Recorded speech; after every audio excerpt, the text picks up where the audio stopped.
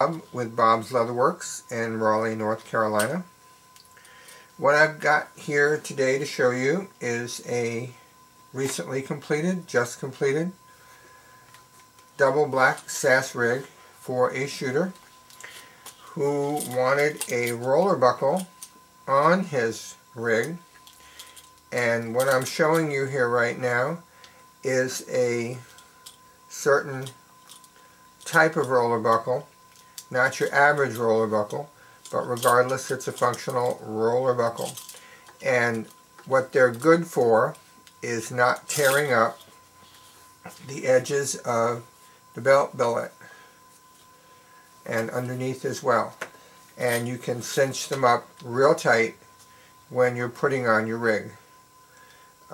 There are 7 holes, single spaced apart here by 1 inch, and if you want 3/4 inch spacing, I can do that for you too, and put a few more holes on the belt billet.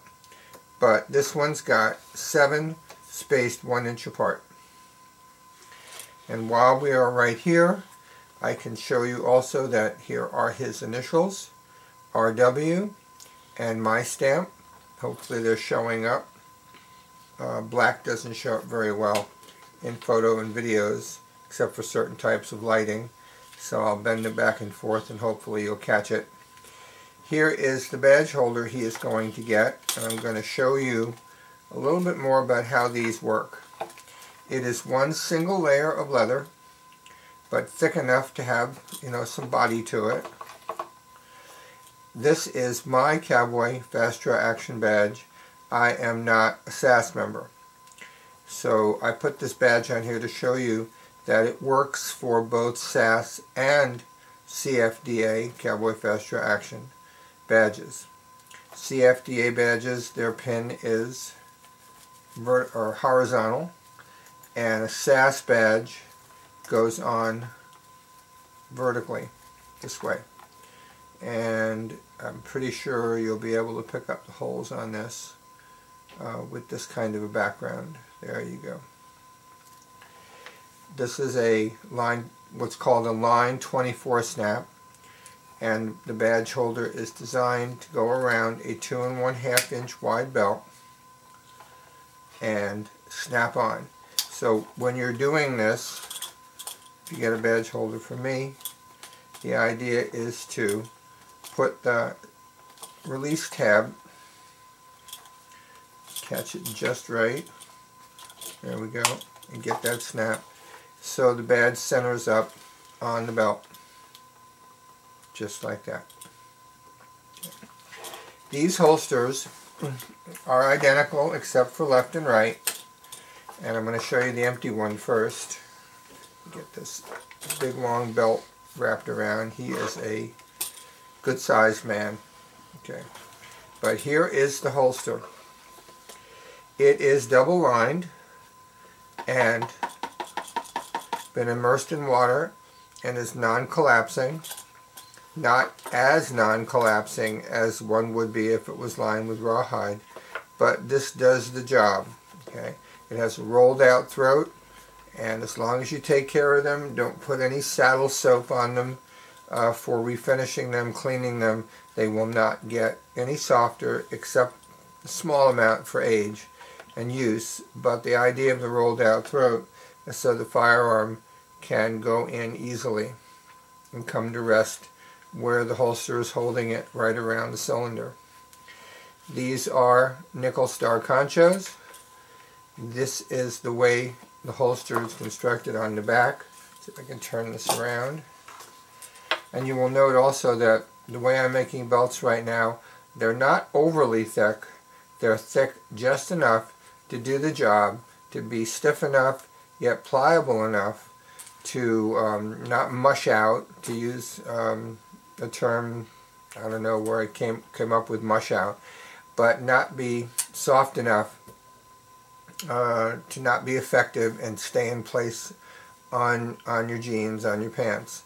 This is 3 layers of leather, outer, inner, and the suede that's on here. This is black suede. You can probably see the stitching going right around in through here from the sewing of the 3 layers together. Here's the back of the badge holder, and here's the back of the holster. Now, I want to make sure I don't knock anything off the table here. Okay, here are his initials, RW, my stamp below, and I'm starting to put American flags on holsters now. So this one is stamped, both holsters are stamped with an American flag. Here is the snap release for the holster strap, and here's the pull through on the hammer thong, and this is the sewing right here, okay, for the slide ledge that is keeping this holster from going up or down on the belt. Now this is a Ranger overlap style gun belt, so here is the strap that goes around that will receive the opposite end of the belt. And there it is right here, coming right underneath. This will go over the top, go into the buckle. I don't want to put any marks on here, that's why I'm not putting it through. There's the roller buckle. Hard to manage all of this and keep the tight shot, but there we go. And there's the roller buckle. There is the keeper, because roller buckles are not center bar, they're called heel bar.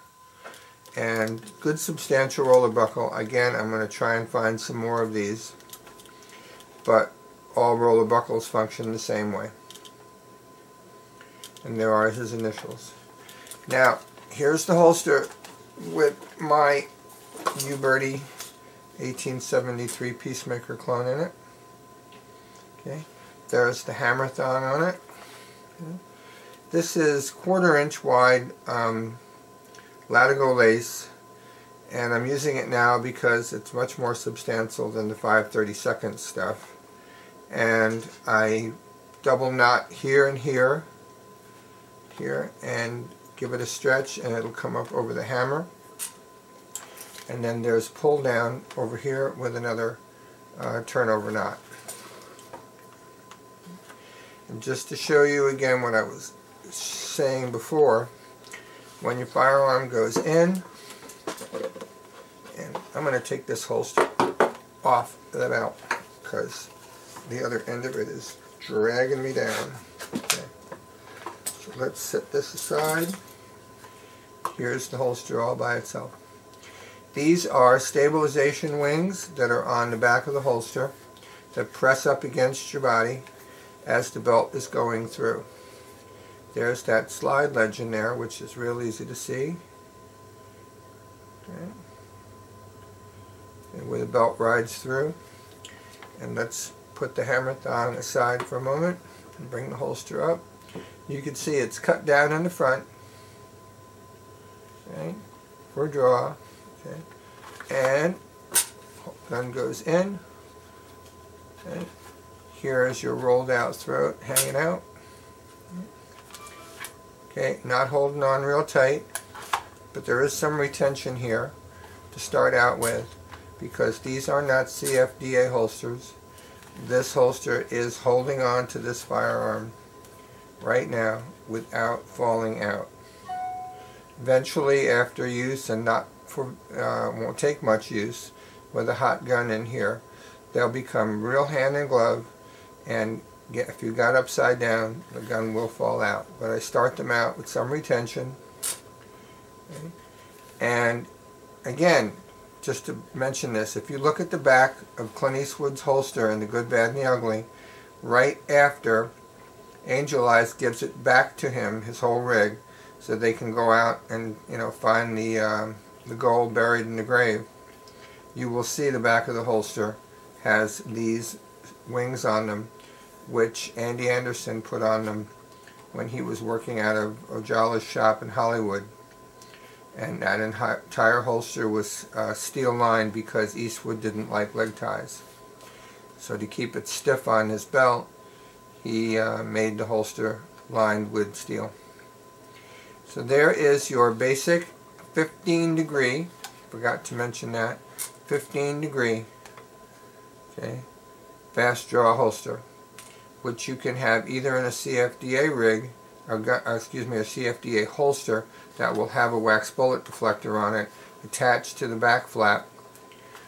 Okay, but of course this one is a Sass holster, doesn't need the wax bullet deflector.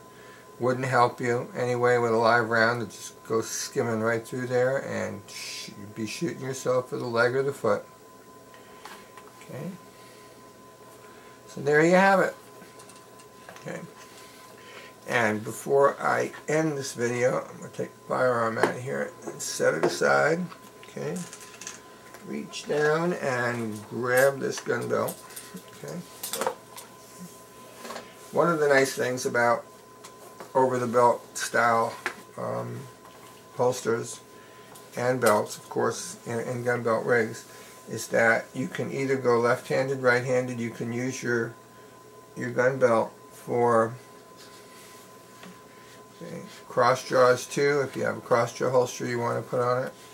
Okay, the gun belt forms the base. So now that the ledge is back where it's supposed to be, okay, bring this up. Okay, and there is the two identical holsters, back to back, okay, on the double Sass rig, okay, that you can have. All you got to do is email me with any questions or just call me and I'll tell you how much they are. Let me turn it around and there we go.